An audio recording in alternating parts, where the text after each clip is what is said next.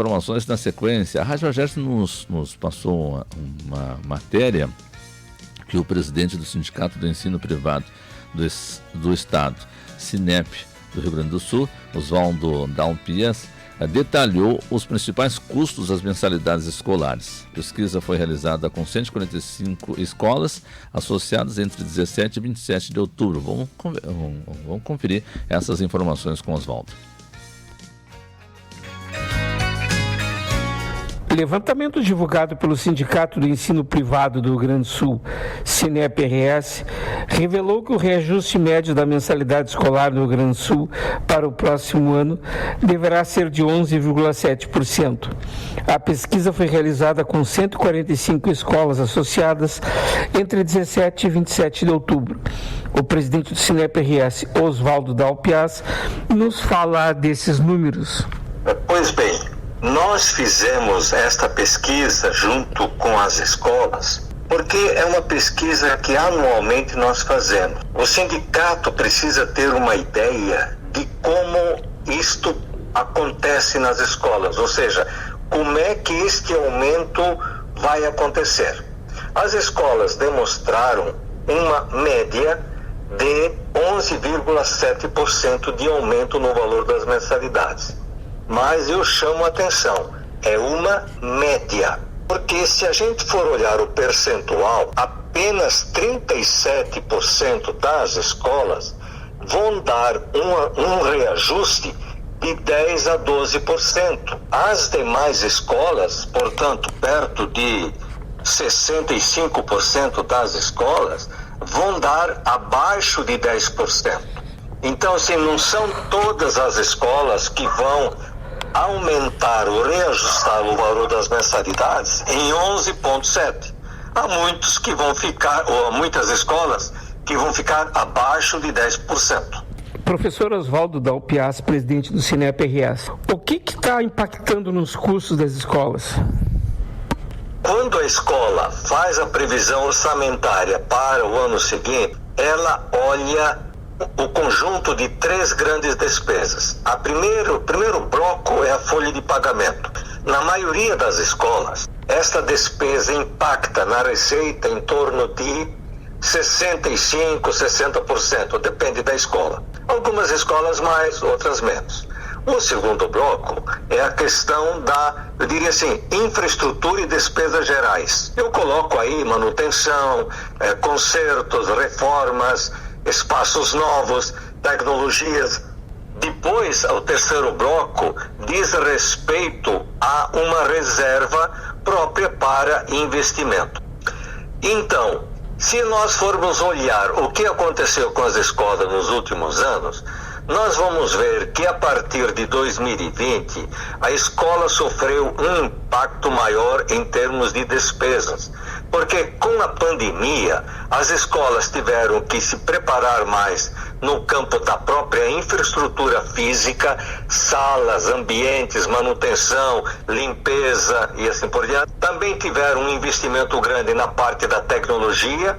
As aulas híbridas exigiram novos materiais, novas tecnologias. Além disto, junto com essas tecnologias, a escola também teve um custo elevado na questão da capacitação dos professores. E falar em capacitação, eu volto ao primeiro bloco. A escola, a partir dos últimos anos, teve que contratar mais pessoas para atender de maneira diferenciada as situações novas que as escolas estão enfrentando em relação aos alunos que, de uma maneira ou de outra, trazem algumas deficiências. Então, as escolas também tiveram uma ampliação nas suas despesas. Mas eu quero chegar ao ponto essencial. Desde 2020, as escolas tiveram dificuldade de colocar o equilíbrio entre receitas e despesas. O número de alunos diminuiu, ou alguns pais perderam emprego, portanto foram negociar valores abaixo das mensalidades que pagavam. Então tudo isso começou a impactar.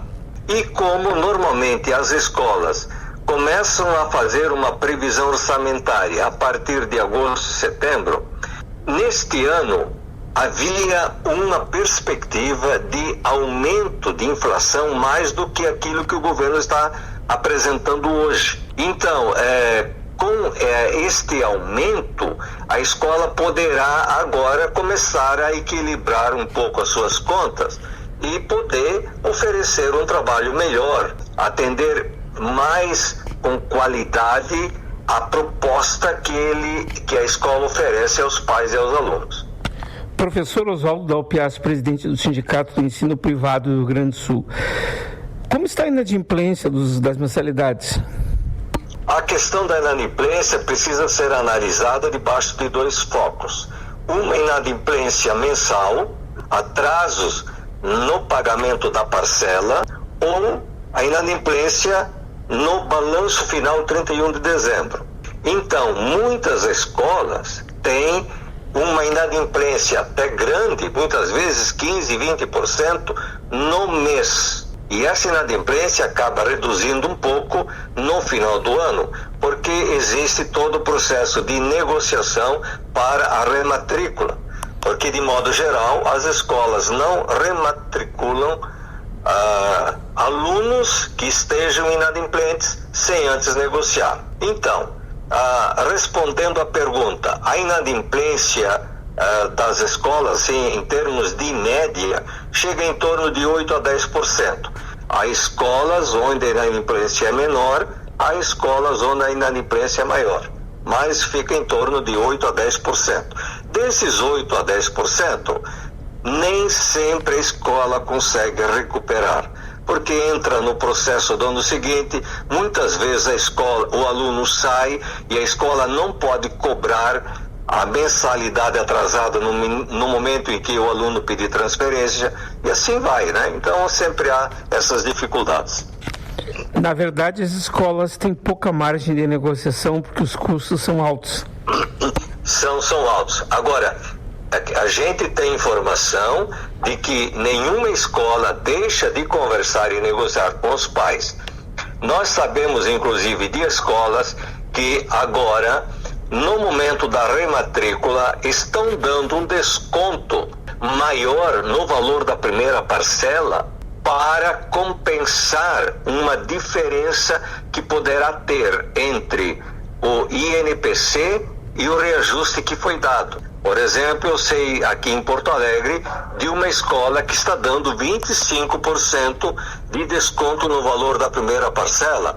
E com isto, o valor total do reajuste de 11,2 ou 3 que essa escola tenha dado, esse percentual abaixa em torno de 10% de reajuste. Mas isto é uma liberdade que a escola tem de fazer ou não fazer, porque isso tudo tem que fazer parte daquilo que nós chamamos de planilha de custos, a partir da qual as escolas elaboram a previsão do reajuste no valor das mensalidades. Ouvimos o presidente do Sindicato do Ensino Privado do Rio Grande do Sul, SINEP-RS, Oswaldo da UPIAS. Para a Rádio Agerte, Eduardo Liães.